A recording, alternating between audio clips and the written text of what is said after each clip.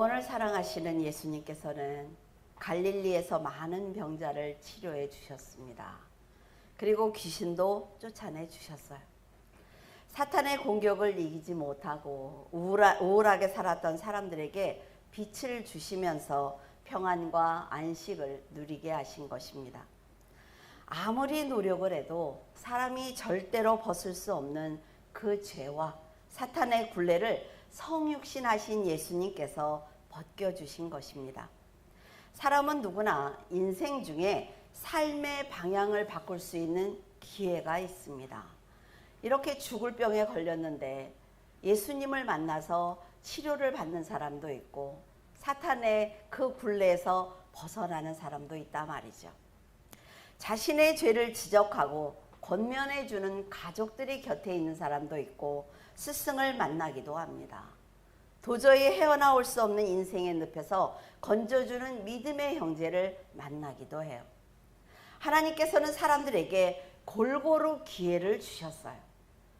나는 나를 돕는 사람이 없어.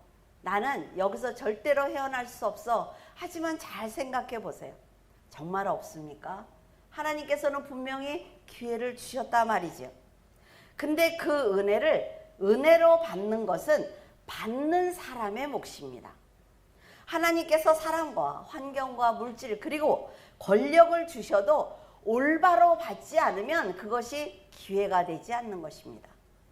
수많은 사람들이 예수님을 만났고 말씀을 들었어요. 하지만 그들 중에 예수님을 그냥 스쳐 지나가는 사람도 있었고 예수님을 그저 스쳐 지나갈 수 있는 그 관계를 밀접한 관계로 만드는 사람도 있었습니다. 이런 사람들이 지혜로운 사람인 거죠. 예수님과의 관계는 자신의 선택에 의해서 결정이 됩니다. 아무리 밥상을 좋게 차려놔도 안 먹으면 그만이라 말이에요. 말씀을 듣는 것도 그 말씀을 지켜내는 것도 말씀대로 사는 것도 모두 본인의 결단이기 때문에 그렇습니다. 갈릴리로 달려온 사람들은 말씀을 통해서 치유를 받았어요.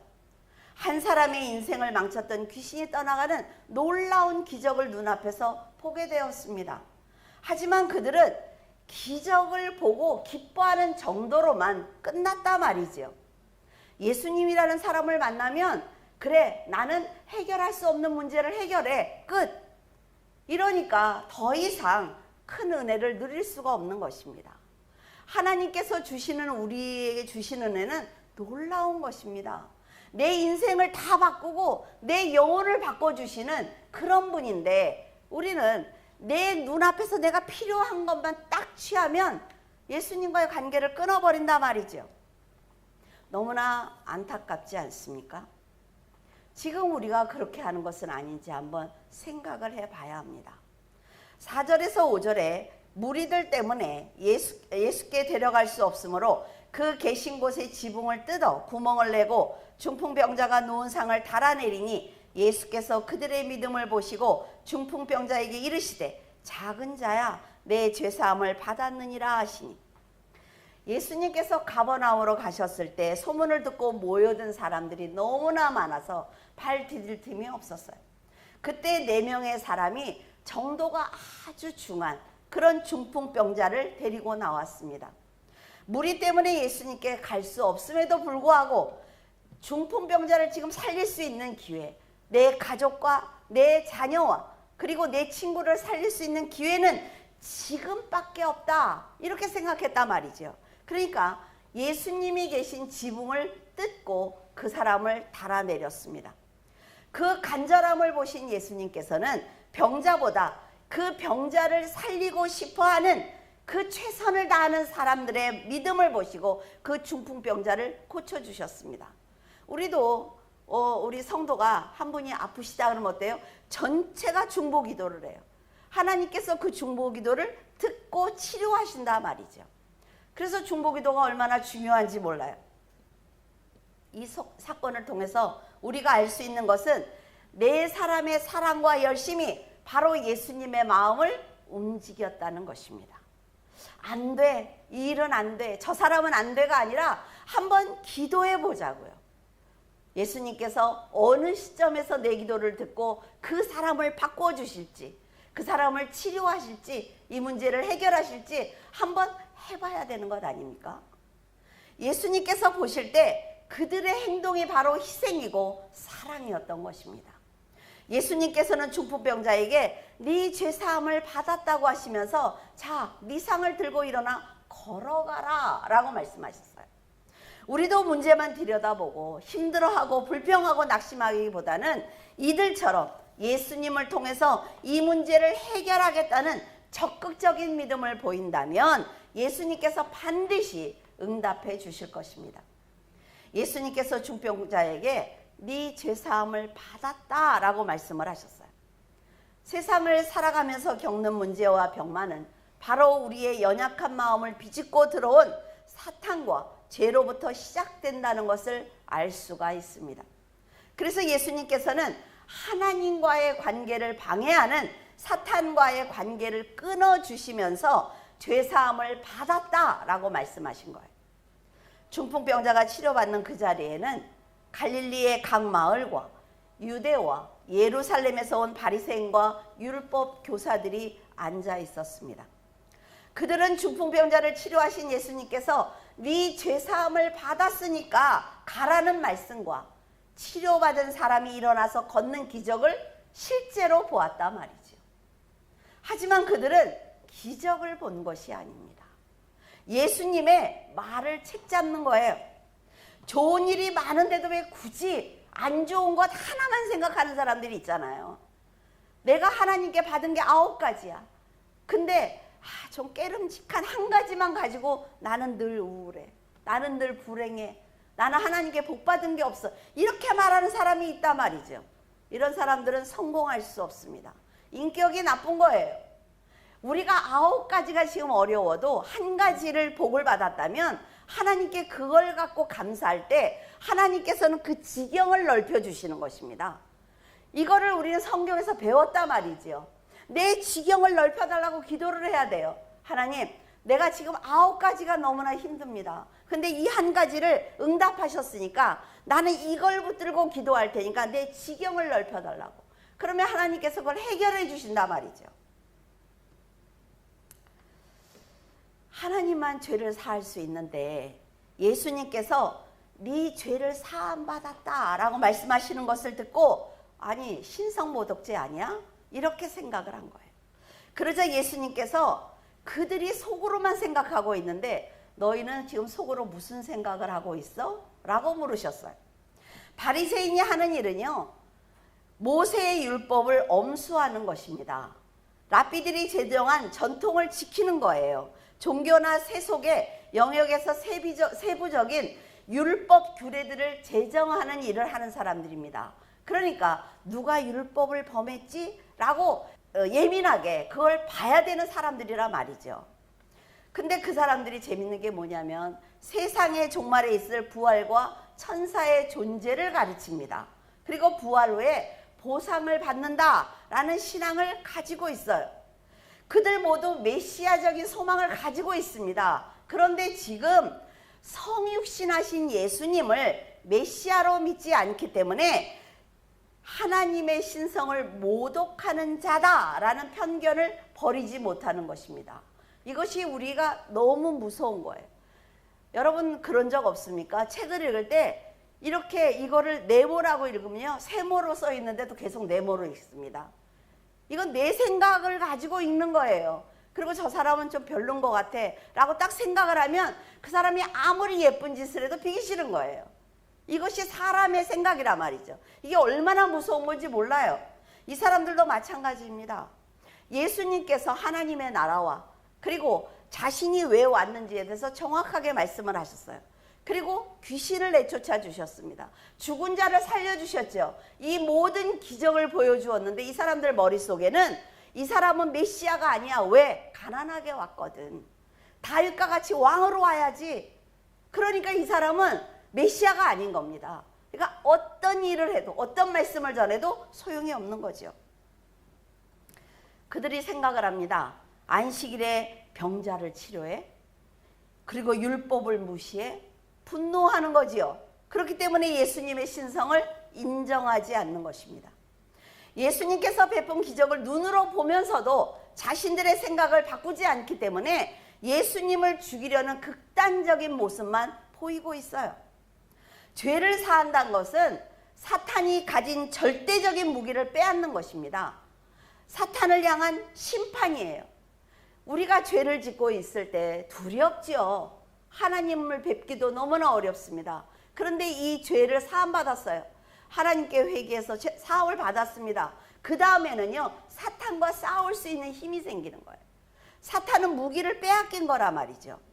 예수님께서는 사탄이 씌운 죄의 사슬을 끊어주면 이 세상에서 사람들이 천국의 삶을 살 수 있을 거다라는 걸 알고 계셨어요. 그러니까 가는 곳마다 죄를 사해 주시는 거예요. 은혜 안에 살도록 귀신을 쫓아내 주십니다. 죄를 사해 주시는데 바리새인들은 그런 예수님을 핍박하고 대적하고 있는 것입니다. 로마서 3장 22절에서 24절, 곧 예수 그리스도를 믿음으로 말미암아 모든 믿는 자에게 미치는 하나님의 의인이 차별이 없느니라. 모든 사람이 죄를 범하였음에, 이게 원죄지요.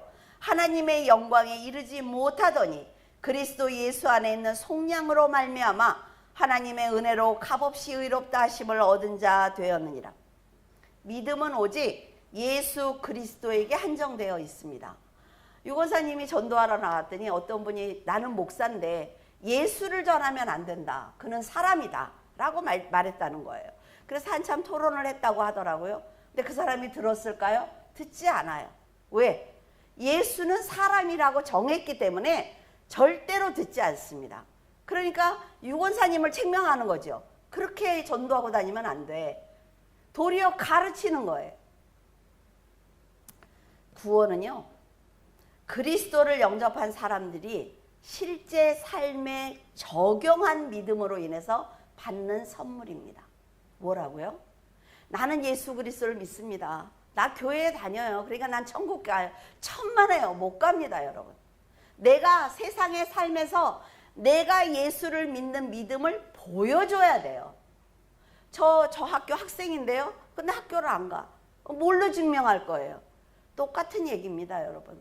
그러니까 우리가 삶에 적용을 해서 말씀에 이게 있었어. 이렇게 한번 살아봐야 되겠다. 말씀에 이게 있었어. 한번 이렇게 선하게 살아봐야 되겠다. 노력을 해야 된다 말이죠. 예수님께서는 율법 외에 나타난 하나님의 의입니다. 그래서 사람들에게 주시는 사랑에는 차별이 없어요.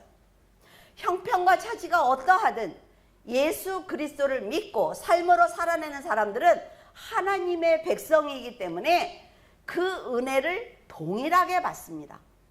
하나님께서는 독생자를 버리면서까지 우리의 죄를 사해 주셨지만 사람들은 은혜에 감사하지 않습니다. 값없이 받은 구원이 얼마나 놀라운 기적인지 모른다 말이죠. 우리는 그냥 눈만 뜨면 교회 그래 천국 뭐 당연한 것 아니야? 라고 생각을 하지만 그렇게 당연한 거면요, 성자 하나님이 오셔서 십자가에서 죽어주지 않아요. 그만큼 어렵다는 거죠, 구원이. 우리는 그것이 영적 승리인지 모르기 때문에 사탄을 두려워합니다. 너무 무서워하지요. 그러니까 감사하지 않아요. 그리고 너무나 당연하게 생각을 합니다. 그러니까 마음대로 살고 있는 거예요. 여러분, 예수님 말씀 한마디에 사람을 종으로 부르고 있던 귀신이 떠나갔어요. 놀라운 일 아닙니까? 군대 마귀가 돼지 2,000마리에게 들어갔어요. 그래서 그 사람을 살려냈단 말이죠. 이 사건을 절대로 잊지 않기를 바랍니다. 그런데 여러분, 돼지 주인을 한번 생각해 보세요. 그는 돼지 2,000마리를 한순간에 잃었습니다.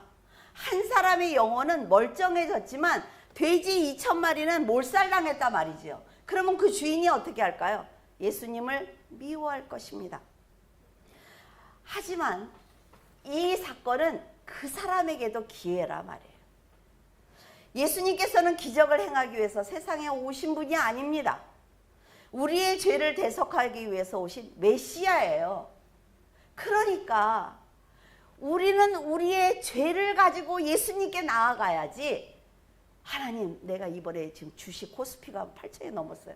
나 좀 어떻게 올라탈까요?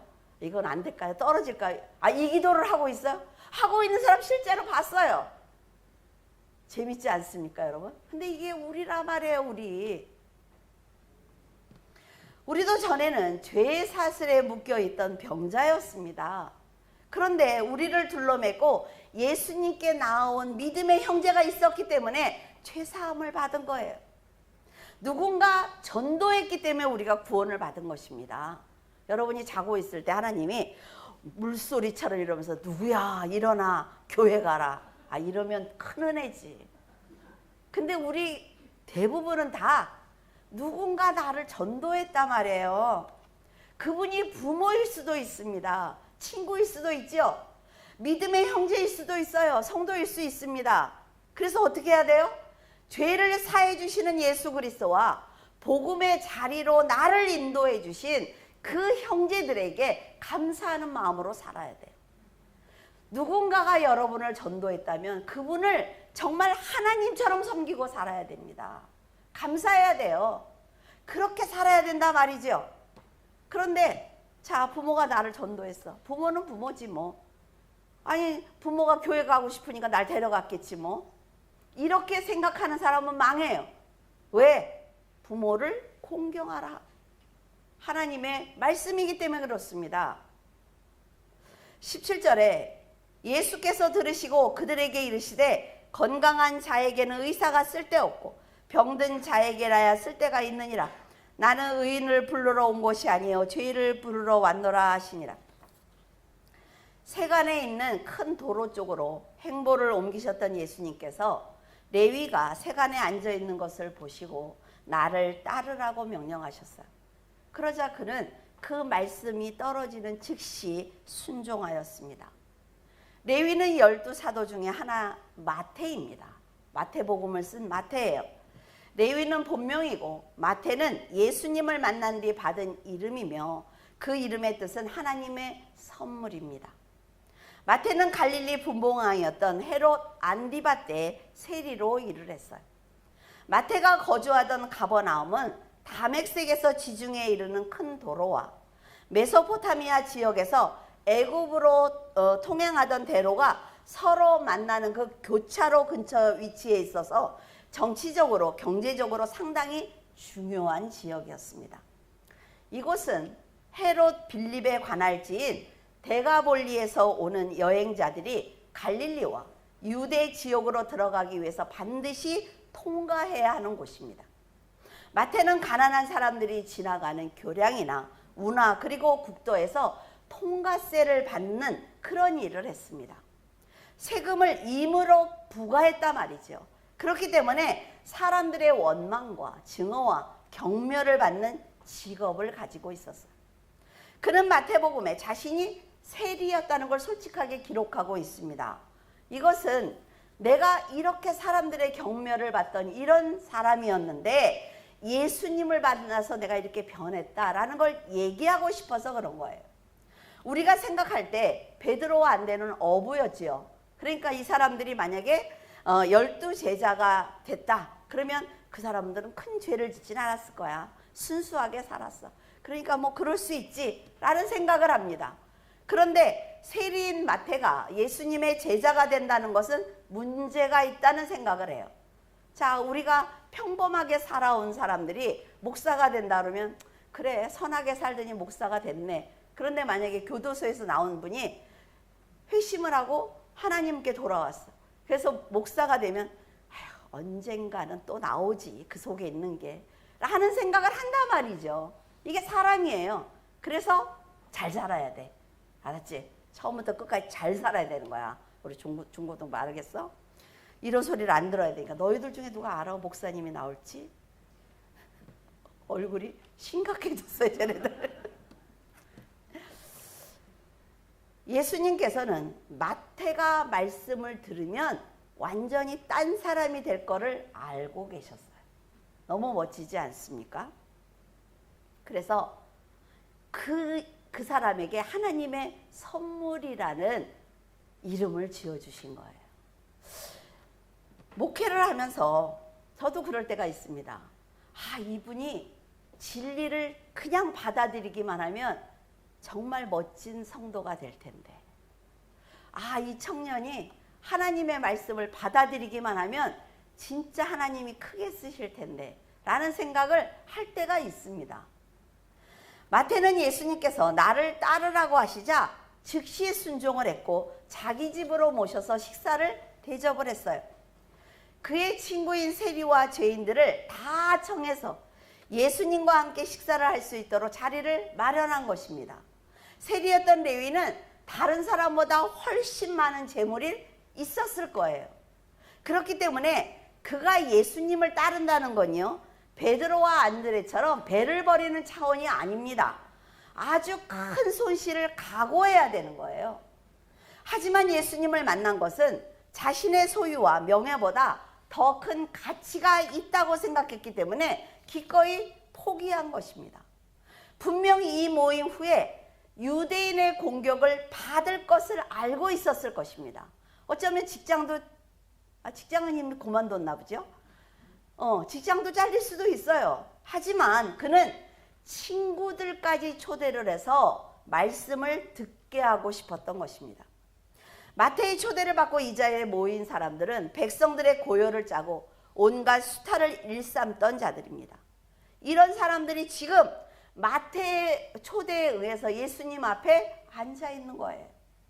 로마 제국의 모든 지방은 각기 로마 정부의 비호 아래 관세를 마음대로 걷어들였습니다. 이런 수입은 황제의 국고로 바로 들어간 것이 아니라 지방의 군주의 금고, 그러니까 갈릴리로 얘기하면 헤롯 안디바의 금고로 들어가는 거예요. 그리고 정해진 세금을 로마에다가 바치고 나머지 여분을 가졌기 때문에 이들은 더 많은 이익을 챙기기 위해서 백성을 잔인하게 괴롭힌 것입니다. 그런 세리들이 지금 예수님과 함께 앉아 있는 거죠. 유대인들이 볼 때 이들은 천민계층입니다. 어떤 목사님이 저한테 이런 얘기를 해요. 목사님 교회는 사자 있는 분들이 몇 명이나 있어요? 그게 없었어요, 그때는. 지금은 하나라도 얘기를 할 텐데 그때는 없었거든요. 그래서 그게 왜 중요합니까? 그랬더니 어려우시구나, 교회가. 뭐 사자라고 한 건 많이 하나, 현우야? 그렇게 말하는 사람들이 있단 말이에요. 자기들이 계급을 나누는 거예요. 그리고 율법을 제대로 지킬 수 없는 창기들도 있었기 때문에 예수님이 이런 자들과 함께 있다는 것 자체가 비웃음거리였습니다. 예수님이 정말 하나님의 아들이라면 어떻게 죄인들과 함께 음식을 먹을 수 있는 것인지, 창기들과 교제를 할 수 있는 것인지 이해가 되지 않았기 때문입니다. 이 말씀을 갖고 잘못 들으신 분들은 그래서 내가 술 먹는 사람들과 한 자리에 앉는 거잖아. 그 사람들을 전도하기 위해서. 그래서 같이 먹어주는 거야. 그러지 말아요. 그건 잘못된 거예요. 그러니까 말씀을 내 쪽에서 해석하면 안 된단 말이에요. 내 쪽에서.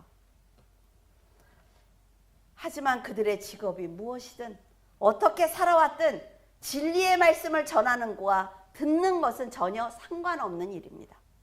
지금 예수님께서는 세리와 죄인들과 교제를 나누신 것이 아니라 말씀을 듣고 구원받을 영혼만 보신 것입니다.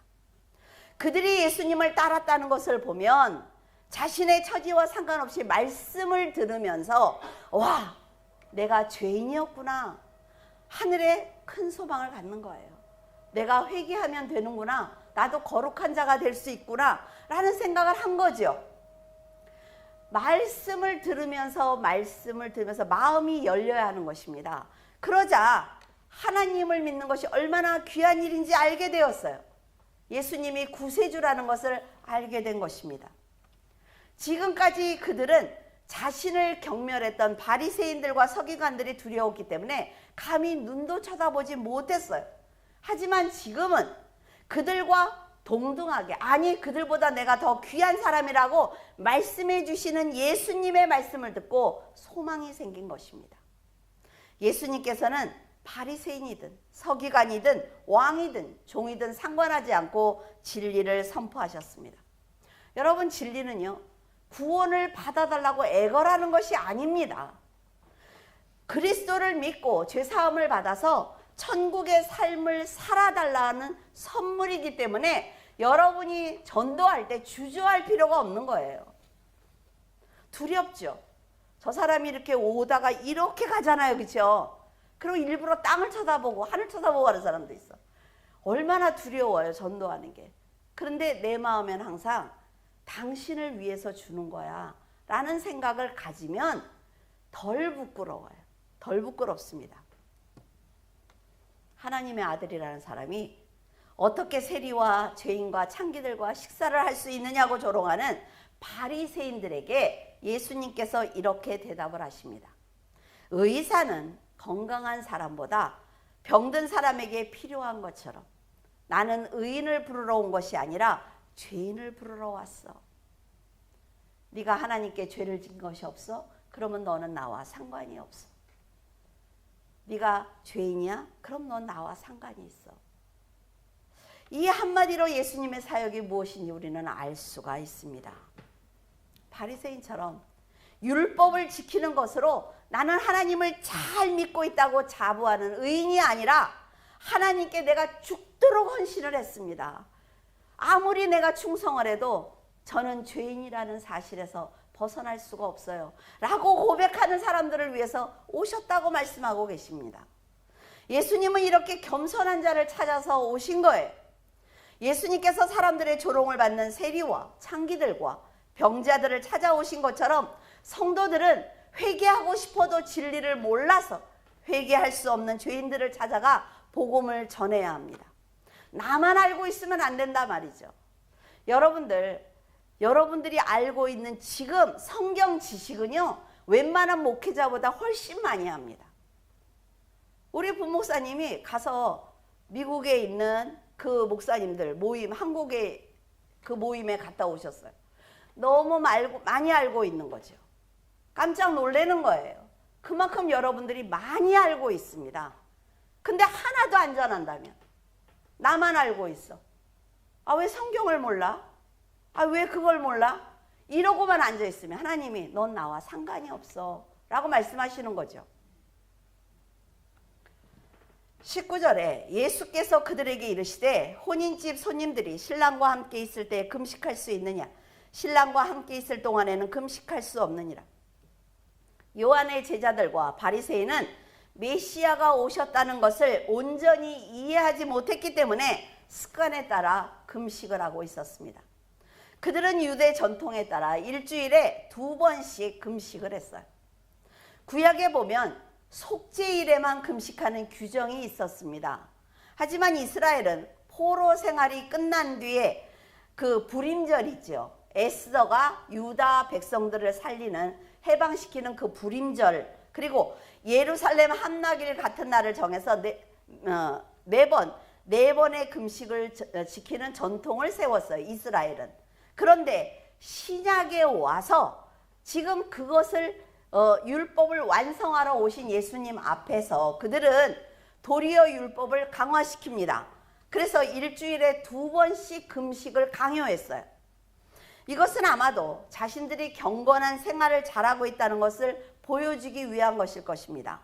자기의 신앙이 얼마나 좋은지 보여주고 싶은 거지요. 그런데 예수님과 제자들이 금식하지 않고 있죠. 이것을 본 요한의 제자들과 바리새인들이 예수님을 찾아와서 왜 당신과 당신의 제자들은 금식하지 않습니까? 라고 물었어요. 이렇게 예수님께 당당히 물어본 것을 보면 자신들의 금식이 옳다는 생각을 하고 있는 것입니다. 하지만 그들은 왜 금식을 하는지, 지금 무엇을 위해서 금식을 하고 있는지 전혀 모르고 있는 것입니다. 예수님께서는 너희가 금식할 때 외식하는 자와 같이 슬픈 기색을 보이지 말라라고 말씀하셨어요.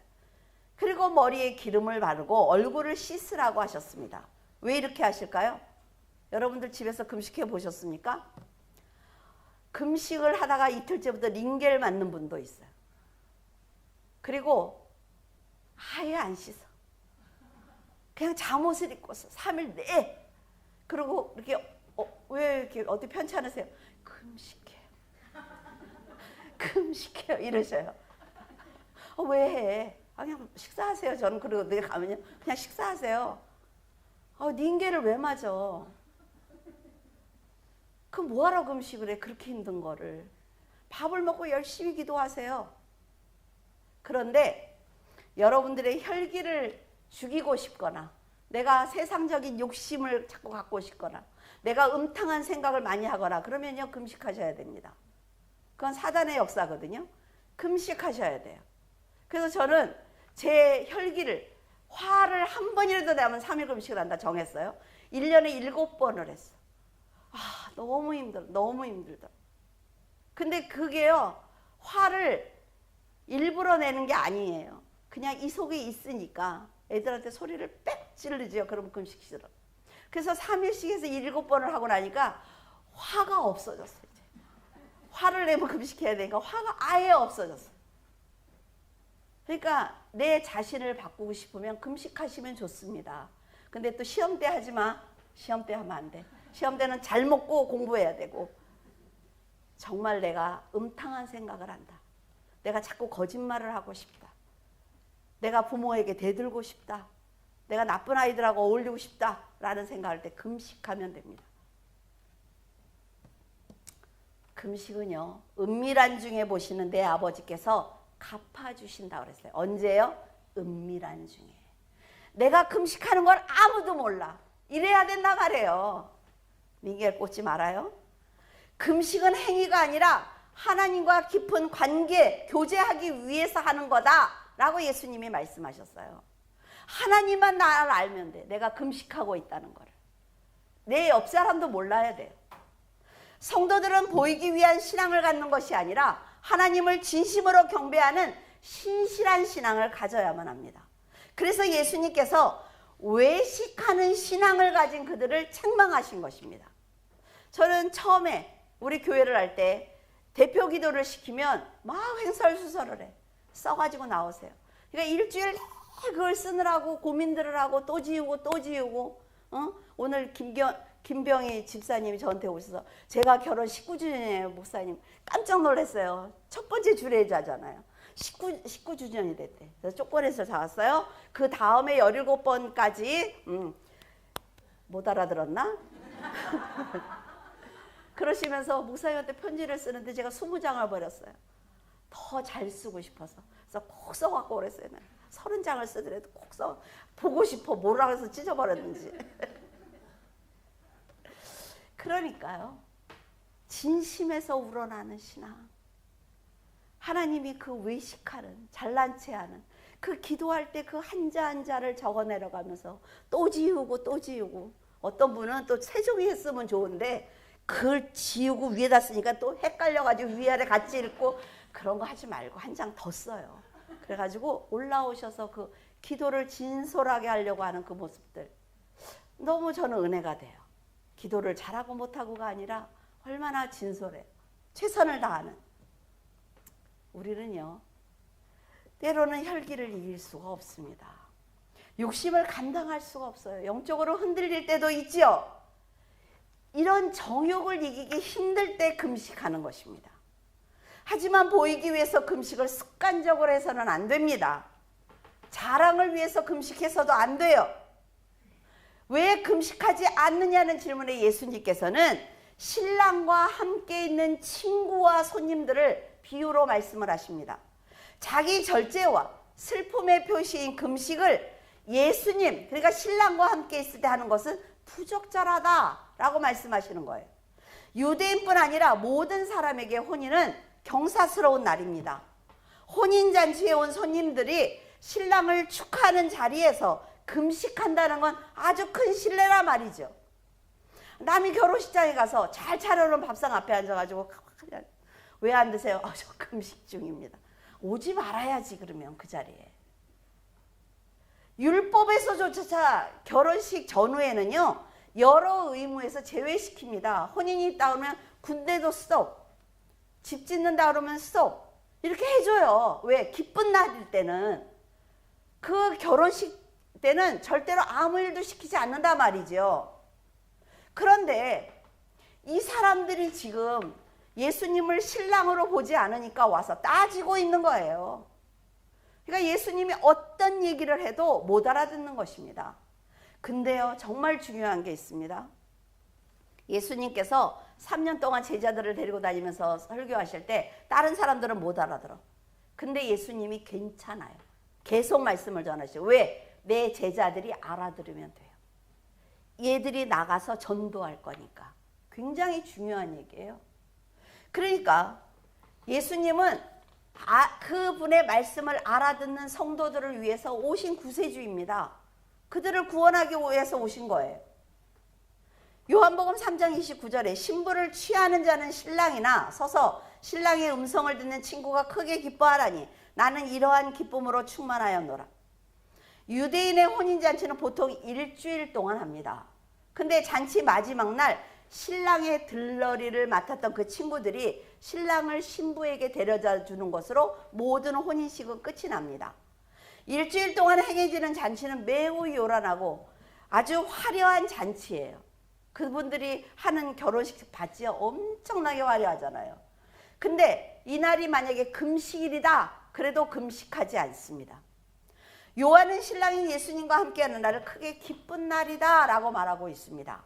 이렇게 기쁜 날 슬픔을 표시하는 금식을 할 필요가 없는 거예요. 주일도 마찬가지입니다. 자, 예수님이 말씀하시는 그 말씀이 영의 양식입니다.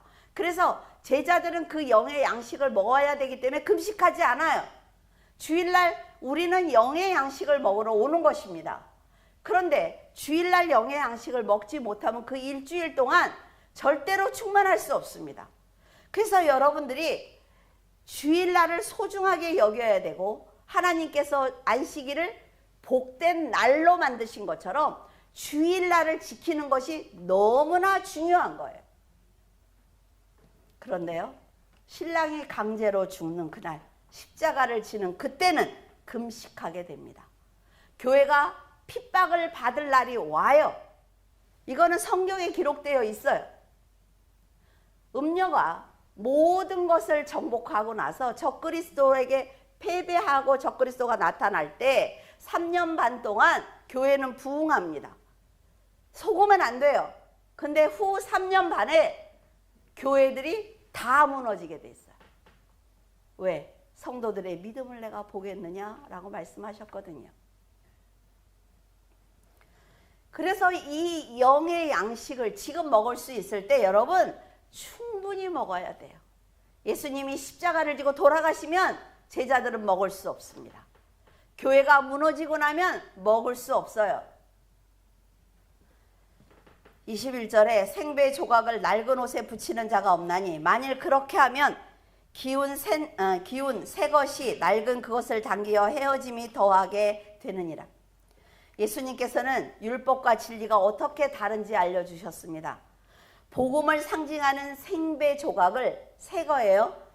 조각을 율법의 구조와 형식을 위주로 하는 유대주의를 상징하는 낡은 옷에 붙인다면 낡은 옷이 찢어질 것이다 라는 얘기예요.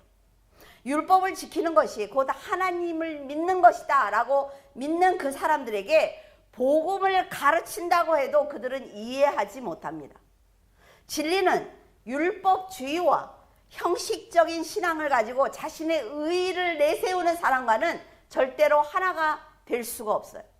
겸손한 사람과 교만한 사람은 하나가 될 수가 없습니다. 이와 같은 맥락으로 새 포도주를 낡은 가죽 부대에 넣는 자가 없다고 하시면서 그렇게 하면 새 포도주가 낡은 가죽 부대를 터뜨려 버려서 둘 다 버릴 수밖에 없다고 말씀하셨습니다. 예수님께서는 형식과 전통에 매여 있는 유대교가 아닌 교회에서 새롭게 시작해야 된다는 말씀을 하고 있는 것입니다.